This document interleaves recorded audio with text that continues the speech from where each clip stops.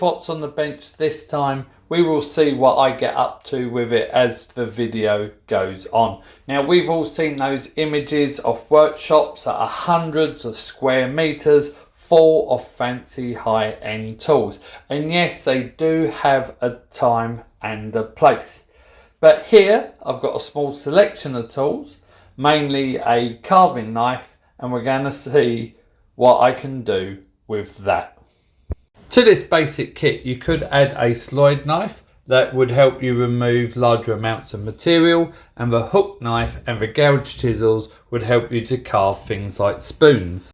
Now, with the first knife, you can just use a strop and some sharpening compound on it to keep it nice and sharp. However, with the additional knives, you would need to look into other sharpening techniques. A dual-sided whetstone would do you, and there are techniques that you could use using sandpaper, which means that there's quite a low investment.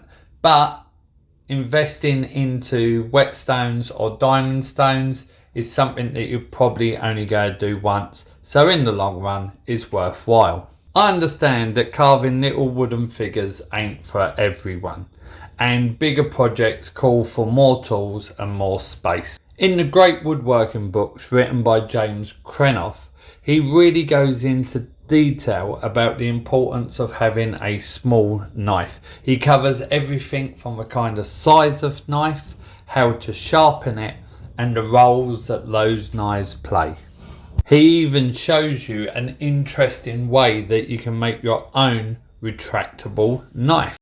I find these knives really useful for cleaning out dovetails and carving the pins that you need to use when making your own planes, and I've used them for many other things as well. I'm really glad that in 2020, as New Zealand went into lockdown, I got myself a small knife and spent some time practicing whittling. Learning more about this little tool has had a big impact in how I make stuff happen.